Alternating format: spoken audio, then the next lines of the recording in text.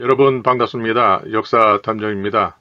이번 영상에서는 중국에서 발견된 예시 가문의 묘지명을 통해서 이 드러난 단서를 가지고 한 일간의 역사적 그런 관련성을 추적해보는 그러한 영상을 마련하였습니다. 영상의 내용이 길어질 것이기 때문에 이것은 상편과 하편으로 해서 2부로 이렇게 말씀드리도록 하겠습니다. 오늘은 바로 이 전반부에 해당되는 그러한 내용이 되겠습니다. 지금 보시는 이 묘지명이 예근 묘지명의 덮개가 되겠습니다. 거기에서는 대당, 고, 우, 위, 장군, 상주국, 예공, 묘지명 이렇게 되어 있습니다.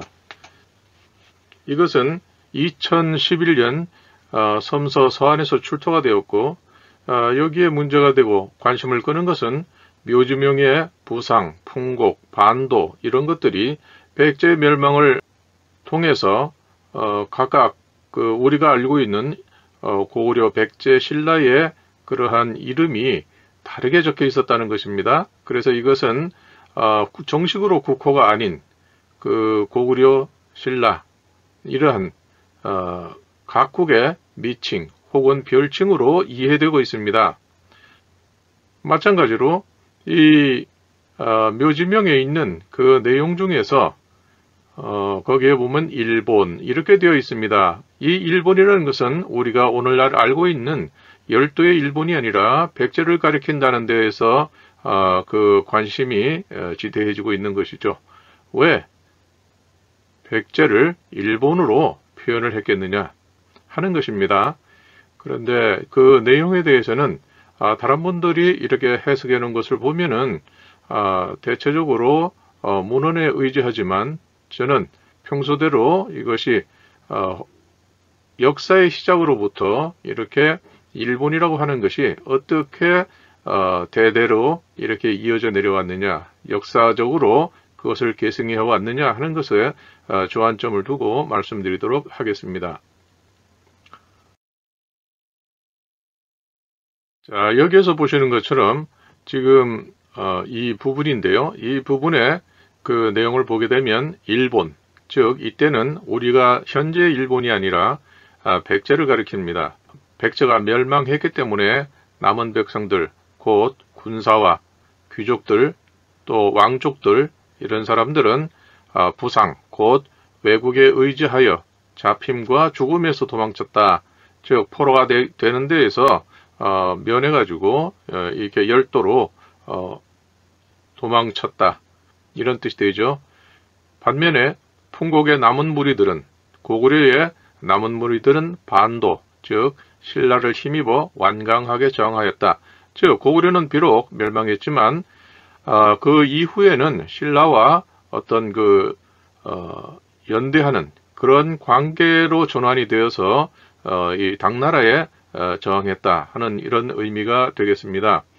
여기서 우리가 관심을 갖고 얘기하고 싶은 것은 바로 일본이라는 것입니다. 왜 백제를 일본으로 표현을 했겠느냐 하는 것이죠. 자, 방금 이 본문이 이 부분에 있는 것인데요.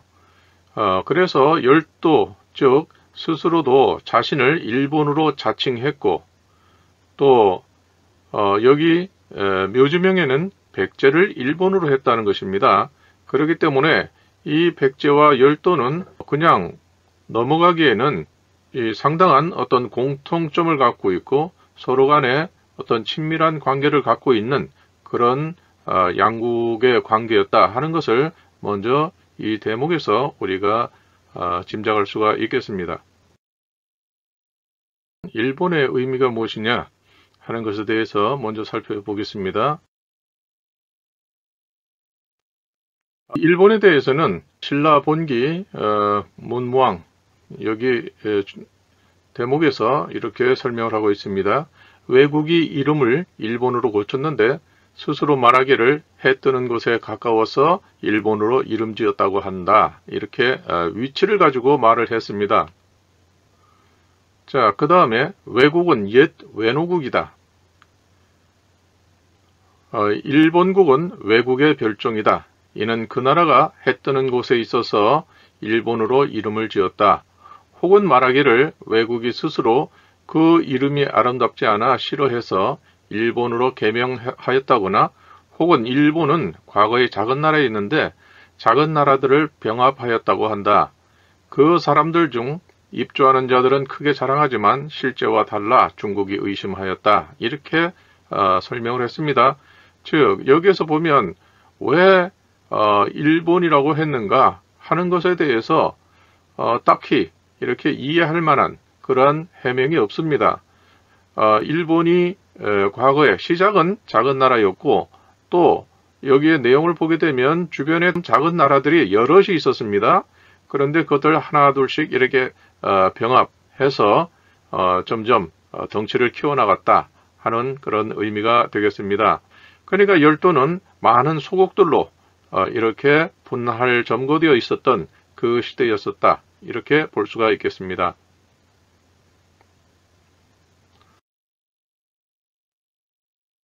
일본이라는 호칭은 본래 삼한 사람들이 우리를 이르는 범칭이었는데 그 이름이 황국에 적당하다고 여겨 국호로 삼게 되었다. 이렇게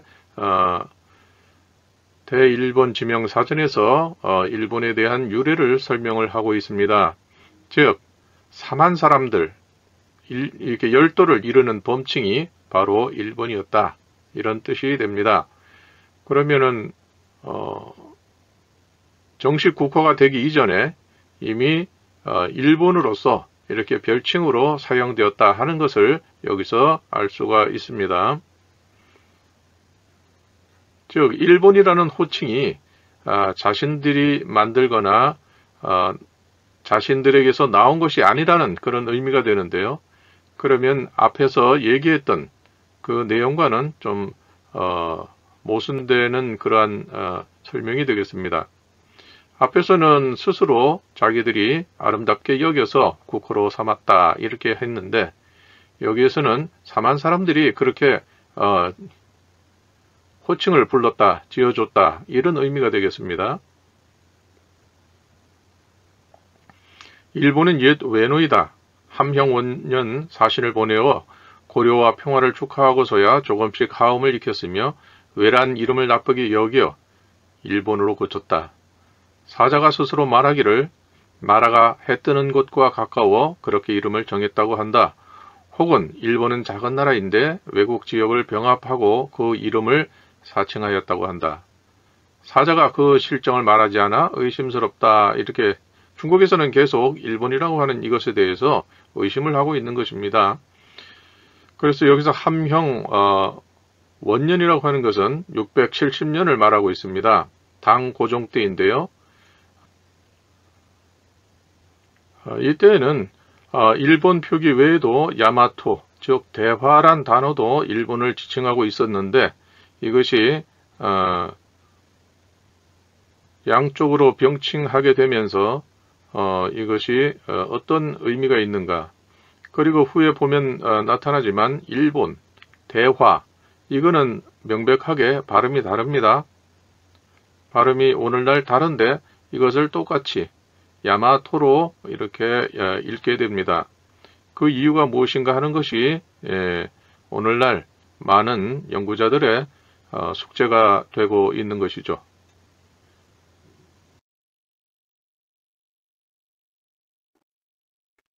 외는 일명 일본이라 스스로 이르는 나라로 변방 한쪽에 있다 하여 칭해졌다. 즉 일본은 스스로 해 뜨는 것에 가깝기 때문에 일본이라고 했다고 하고 중국 쪽에서는 외는 스스로 그렇게 이른다 이렇게 설명을 했습니다. 그런데 또 아까 앞에서 보면 사만이 자신들을 그렇게 호칭한다 이렇게 해서 이게 일본이라는 그 유래가 각각의 그 설명에 따라서 다 일관성 있는 그런 설명이 아니고 여기저기 좀 그 난삽하다 하는 그런 느낌을 주는 그런 설명들이 나타나고 있습니다. 자, 일본이라는 국호는 원래 한국인들이 사용했다. 그것이 우리나라의 국호가 됐다. 자, 이거 참 놀라운 이야기입니다. 일본이라는 국호는 원래 한국인들이 사용했다. 이 한국인들이라고 하는 것은 여기서 보면 사만을 이루는 것이죠. 그러면 고구려, 백제, 신라, 가락국 이 4개국이 일본이라는 그런 별칭을 가지고 있었다. 이렇게 이해할 수가 있는 것입니다. 일본이라는 문자. 자, 여기서 이거 중요합니다. 일본이라는 문자. 즉, 오늘날의 일본이라는 그 한자는 상고로부터 사용해 온 말에 적당한 한자를 붙인 것으로 일본이라는 이름 자체는 사만 사람들이 사용하기 시작한 것이다. 이렇게 되어 있습니다. 즉, 일본이란 문자는 상고, 아주 오랜 옛날로부터 사만 사람들이 사용하기 시작한 것이다. 이렇게 일본에서 이 일본에 대한 이해를 그렇게 해온 것이죠. 그러면 사만 사람들이 그렇게 사용을 하다가 왜 열도에 있는 야마토 이쪽을 일본이라고 표현을 했겠느냐? 그것은 양자 간에 굉장히 어떤 동조화 현상이 일어나고 있었다. 그것이 시작되었다 하는 것을 여기서 암시를 하고 있는 것입니다. 그러니까 이 일본이라고 하는 이 호칭은 백제 멸망 전에 이미 사용되고 있었다는 것이죠. 여기에 보면 일본이란 국호는 원래 한국인들이 사용했고 여기서는 상고로부터 사만 사람들이 사용했다. 이렇게 말을 하고 있습니다. 또 여기서 일본이 사용된 시기를 보면 적어도 631년 이전부터 그렇게 사용되어 왔다 하는 것을 알 수가 있습니다. 정식 국호로 이렇게 되어 있지는 않았으나 이것이 보편적으로 열도를 가리킬 때에도 일본이라고 했습니다.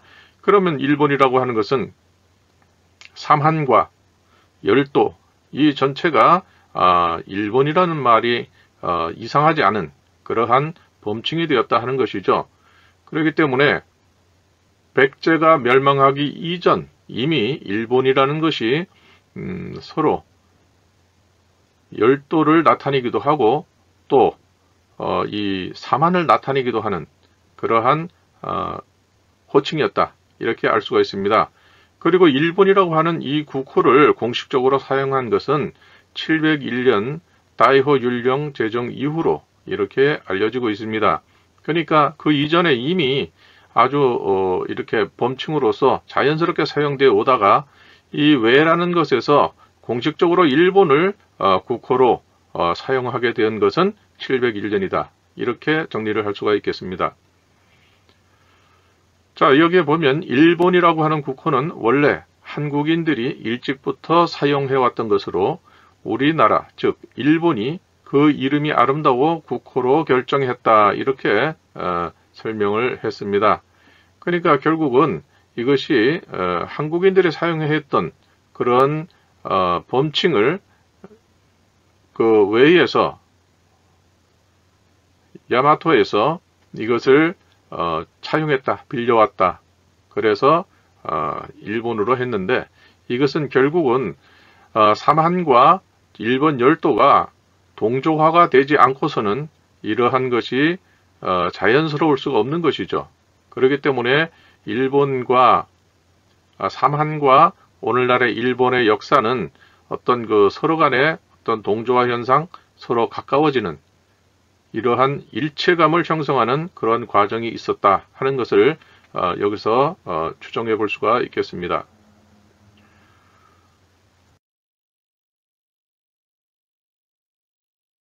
자, 한민족은 큰 태양, 천신을 시조로 하는 나라이고 사마하는 자연이 천대를 올렸다. 우리 이거 잘 알고 있지 않습니까? 고구려 동맹, 부여의 용고 해가지고 한민족 계열의 나라들은 당연히 천신을 시조로 하고 있기 때문에 그분에게 제사를 올릴 수밖에 없는 것이죠. 그래서 이 신 이렇게만 해도 천신으로 이렇게 설명이 되고 이 하늘천 이렇게만 해도 천신이라고 중국 사전에서는 그렇게 설명을 합니다. 즉 여기에 있는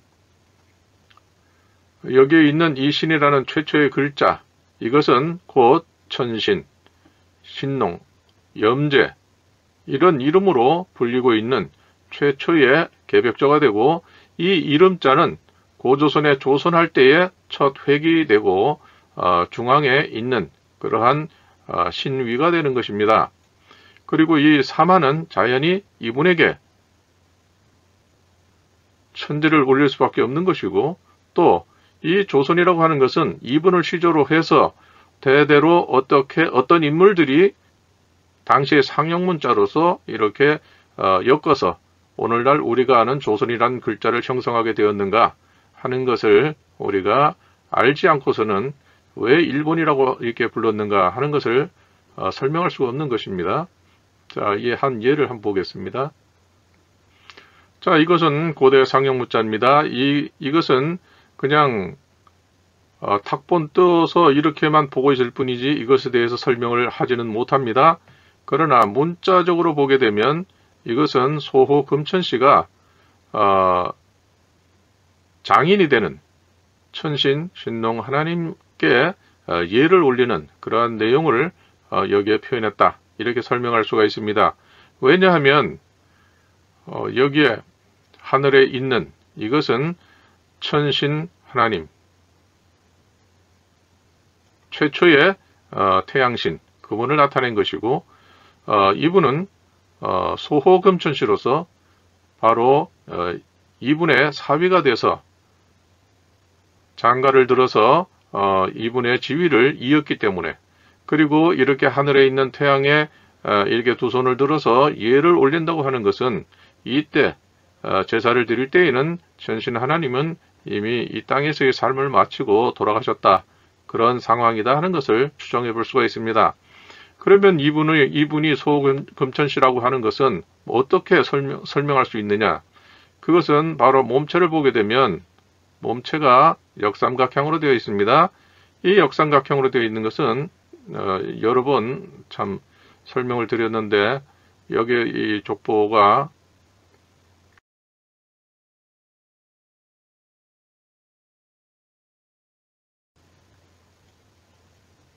바로 이렇게 청동기 예물에 이렇게 족보를 친조와 외조를 구별을 해서 이렇게 표현을 해 두었습니다.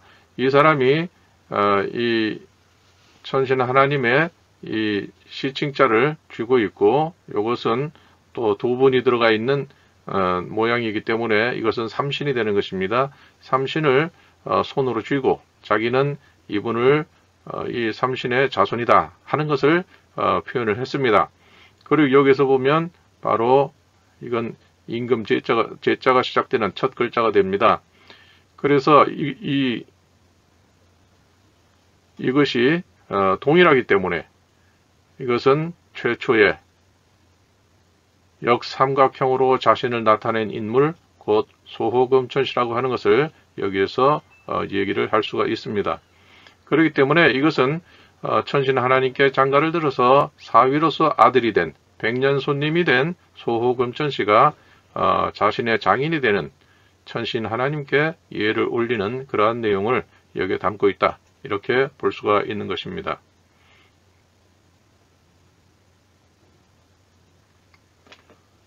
따라서 예군의 묘주명에서는 사만의 나라 중 하나인 백제를 일본으로 표현한 것으로 우리가 알 수가 있습니다.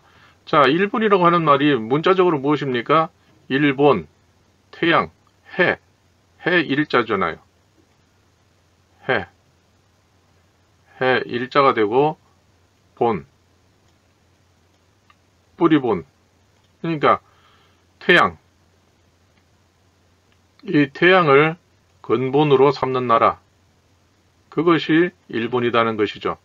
그러면 한민족 계열은 당연히 조선이라 고조선을 최초의 나라로서 인식을 하고 있기 때문에 조라는 글자를 보시게 되면 이렇게 상형문자로 표현을 하고 있습니다. 이게 조라는 글자가 될 텐데 여기서 보면 여기에 최초로 이분이 바로 이분이 되는 것이죠. 이렇게 됩니다. 그리고 이거는 시칭이고 이분의 토템, 그것은 바로 이 태양이 되는 것이죠. 그래서 태양신, 신농 하나님 이렇게 되는 것입니다. 그렇기 때문에 이분으로부터 역사가 시작이 되었으니까 이분은 영구불천의 신이가 되는 것이죠. 한민족이 남아있는 한, 한민족이 존재하는 한 이분은 항상 가장 귀한 자리에 모셔지는 그러한 이름이다 하는 것을 알 수가 있습니다. 그래서 그러면 이러한 중요한 개념을 외국에도 일본이라고 이렇게 불렀다고 하는 것은 바로 일본 열도의 야마토 그 왕조와 이 사마는 어떠한 그 남이 아니라 하나의 일체감을 갖는 그러한 관계로 발전한 증거다 하는 것을 알 수가 있는 것입니다. 즉 사만이 쓰였던 그러한 나라를 일본에도 부여했다 하는 그것은 너희는 이젠 더 이상 전혀 남이 아닌 것이 남이라고 할 수가 없어. 이제 우리는 굉장히 가까운 어떻게 보면 공동 운명체까지로 여길 수 있는 그런 관계야 하는 그러한 내용으로도 볼 수가 있는 것이죠. 오늘날 일본에서는 호칭을 본래 사만 사람들이 우리를 이르는 범칭이었다. 이렇게 설명을 했습니다. 그러니까 사만 사람들이 외국을 그렇게 일본이라고 이렇게 불러준 것이고 따라서 그 사만의 질서 안에 이 열도가 들어왔다 하는 그런 의미가 되겠습니다. 이런 의미에서 사만은 천신 큰 햇님을 근본 뿌리로 여기는 까닭에 일본을 별칭으로 사용했다 하는 것을 알 수가 있습니다. 태양신 천신의 자손들이 태양을 나타내는 순 우리말인 알에서 태어났다는 믿음을 나타냈고 또 열도에 있는 그러한 각각의 소국 중에서 또 이 야마토 이쪽도 너희도 우리와 같은 그런 태양의 자손이다. 즉 그것은 이민족 간의 어떤 동맹관계가 아니라 그것은 이미 서로 어떤 피가 섞여서 이미 분리할 수 없는 그런 관계까지 이렇게 발전이 됐다, 진전이 됐다 하는 것을 여기 국호 일본어를 통해서 짐작해 볼 수 있는 것입니다.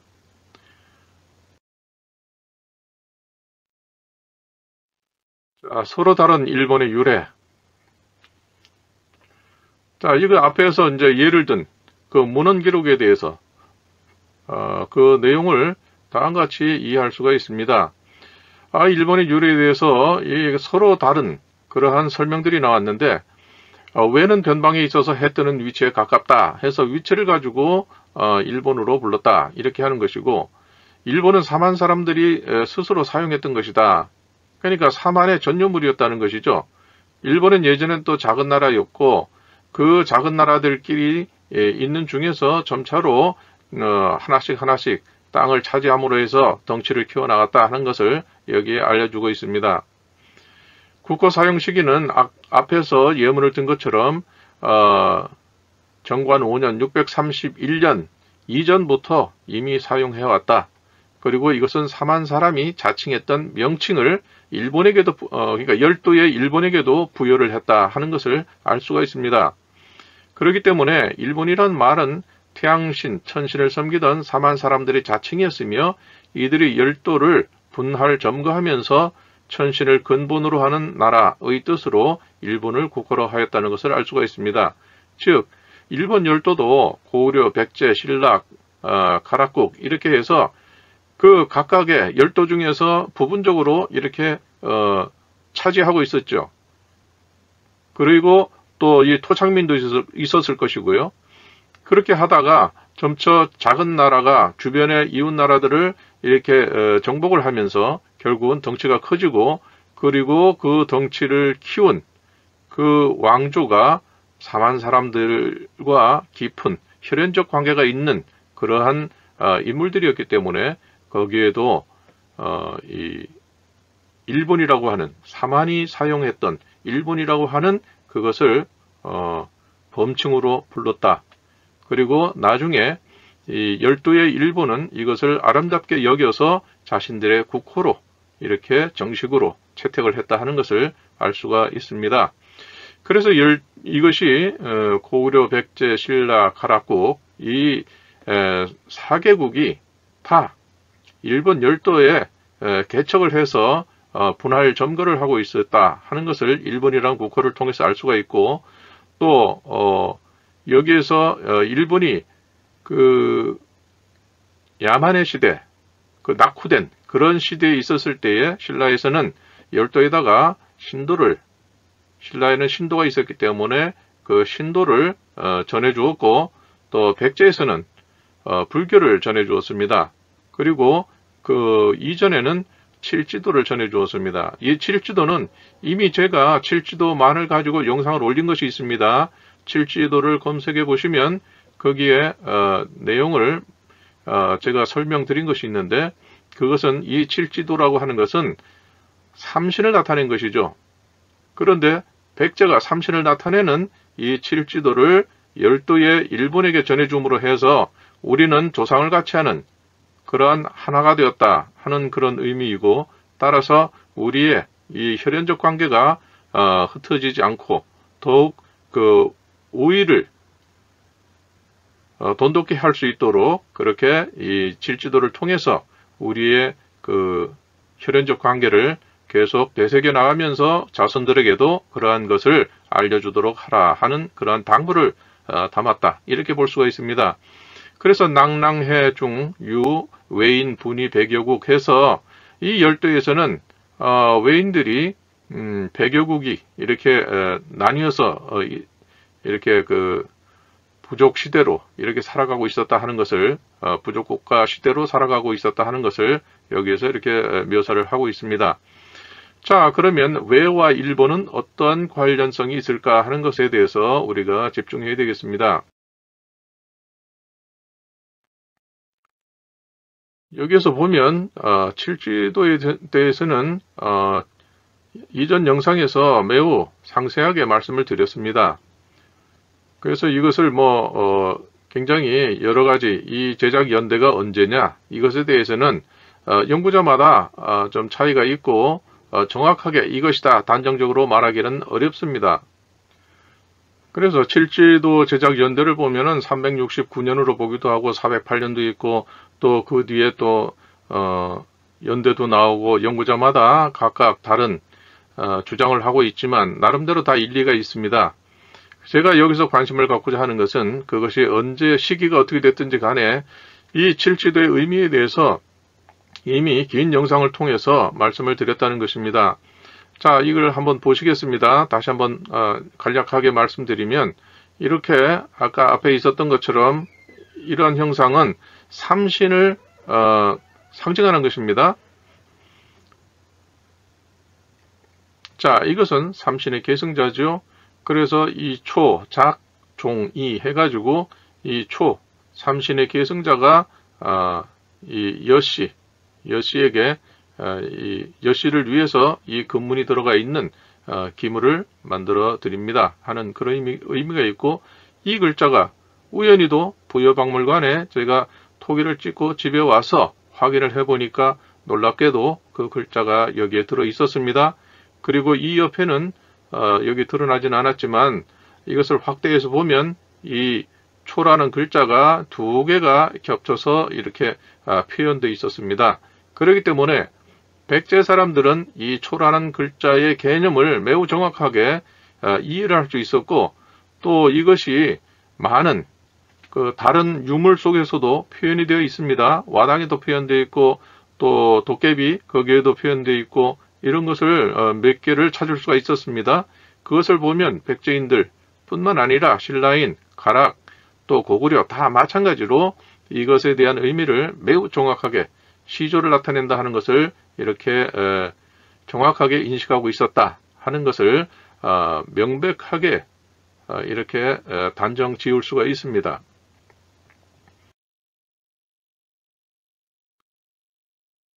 자, 여기서 한번 보시게 되면 아까 같은 글자라도 어긋나게 해서 그 숫자를 확인시켜 줬다 했습니다.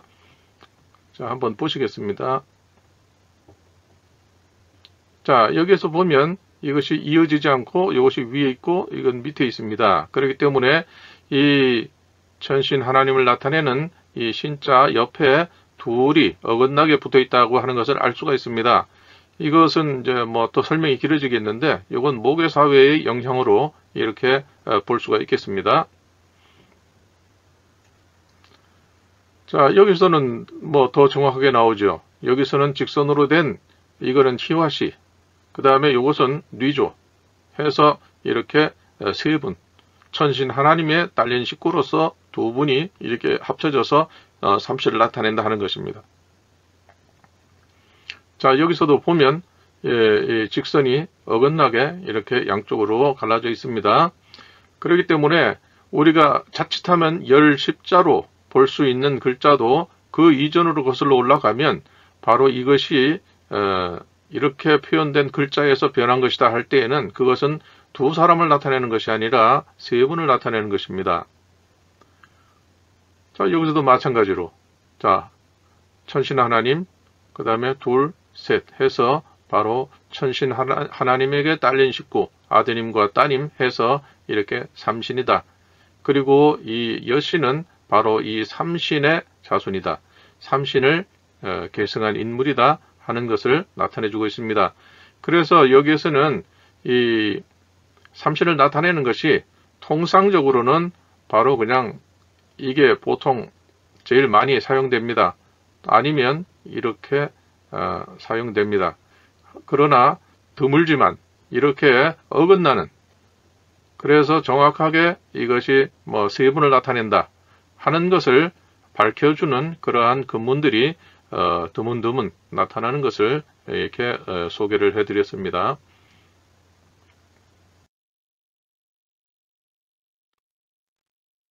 그래서 신라는 마한에 속하기도 하고 더러 외에 속하기도 했다, 이렇게 설명을 합니다. 그 나라 국왕은 스스로 자신을 보내 조공할 수는 없다, 이렇게 표현을 했는데요.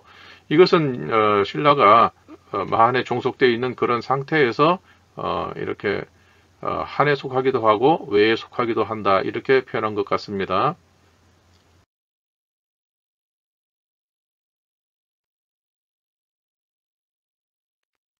자, 그래서 이상으로 보게 되면 일본이라고 하는 것은 예군의 묘지명의 발견으로 사국시대에는 백제의 별칭으로 이렇게 사용되었다.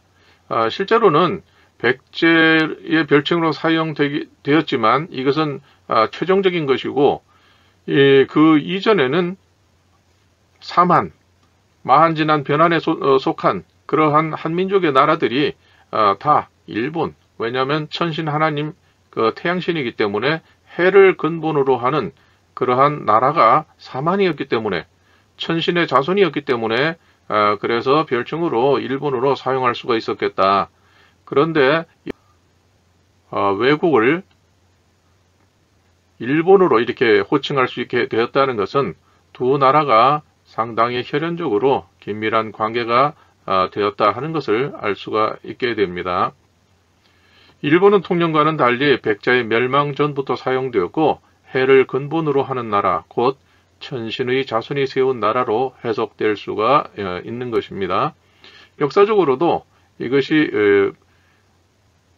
열도에는 고구려, 백제, 신라, 가락국이 모두 다 이렇게 부분적으로 분할 점거를 하고 있었지만 그것을 이게 통합한 것은 최종적으로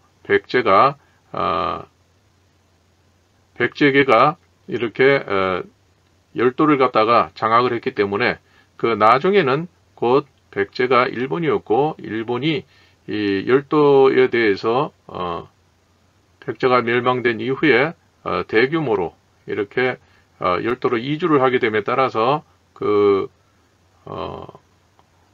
외국을 일본이라고 이렇게 호칭하게 된 것은 아주 당연한 그런 수순이었다. 즉 오늘날 일본은 제2의 백제였다 하는 것을 이렇게 말할 수가 있겠습니다. 그러니까 이 땅에서 백제가 멸망한 후에 열도에 가서 이 백제를 새롭게 세운 것이 곧 일본이었다, 이렇게 볼 수가 있겠습니다.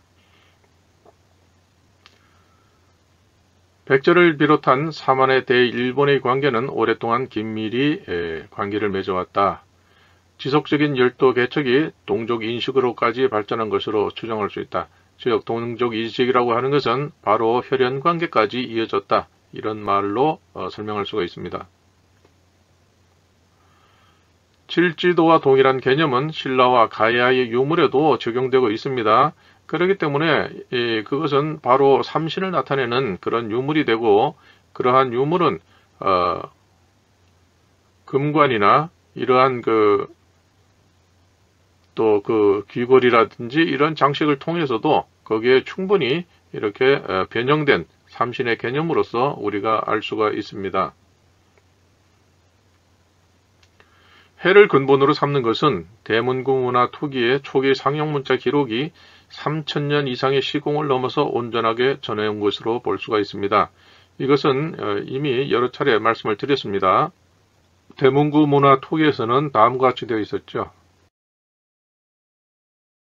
이렇게 끝난 것이 있는가 하면 또 여기에 작은 불꽃 이렇게 해서 5을 나타냈습니다. 자, 이것은 태양, 불의 근원 하나, 그 다음에 불꽃이 하나, 둘, 셋 해서 셋, 그리고 이 몸체는 태양의 일부분, 이것을 여기에 표현했습니다. 즉 태양에서 나온 3개의 불꽃이란 뜻이 되죠. 그 다음에 여기서 3개의 불꽃이 있고 그 다음에 밑으로 내려오면서 여기에서는 직선이 되었습니다. 그러니까 즉 태양을 상징으로 하지 않고 직선이 된 것이 여기에서 불꽃이 2개가 또 있었다. 그러니까 1, 3, 5가 되죠. 아마도 그래서 이 2가지의 태양신, 이 둥근 태양신을 시조로 하는 그것과 그 세대를 5대까지 내려가게 되면 여기에 있는 것처럼 각진, 이것이 또 그 자손 중에서 이렇게 자신을 나타내는 뭔가 대단한 그러한 변화가 있었다는 것을 알 수가 있습니다. 그래서 이 5대에서 이런 변화가 있었기 때문에 각진 것, 이것이 무덤으로 만들게 되면 전방 후원분이라고 하는 것이 이때에서부터 이렇게 그 예고가 되어 있었다 하는 것을 우리가 추리해 볼 수가 있겠습니다. 따라서 백제의 멸망을 계기로 대규모 민족 이동이 일어나 제2의 일본이 세워진 것으로 추론할 수가 있겠다. 즉 열도에서의 주도권, 권력 장악을 제2의 일본을 세웠으면서 그 실세들은 백제계의 인물이거나 친백제 인물이 권력자가 되었다 하는 것을 알 수가 있습니다. 자, 그래서 여기에서는 일본 예군의 묘진명의 발견으로 일본에 대한 그러한 개념을 한번 알아보았습니다. 결론은 삼한에서 사용되었던 일본이라고 하는 개념이 열도의 외국을 분할 점거하는, 열도를 분할 점거하는 과정 속에서 가까운 관계가 되고 거기에서 분국을 세웠으나 이것이 점차 병합을 하는 과정에서 최후에 이 왕국을 세웠던 것, 그것은 백제계의 천황이 이렇게 열도를 다스리게 되었다. 따라서 친백제계가 열도의 권력을 장악하게 되었다 하는 것을 알 수가 있습니다. 이상으로서 일본이라고 하는 말은 예군 묘지명의 발견으로서 사국시대에는 백제의 별칭으로 이렇게 추정되었다.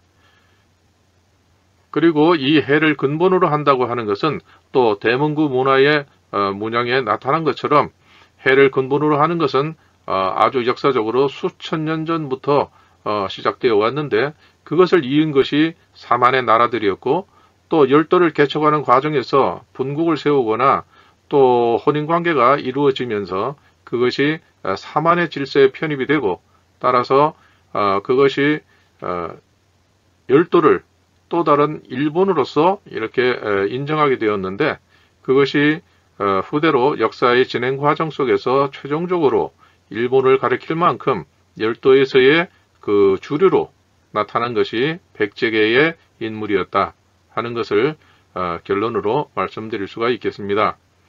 그럼 다음 영상에서는 바로 이 일본이라는 것을 어떻게 이해를 할까 고대 근문을 통해서 설명드리도록 하겠습니다.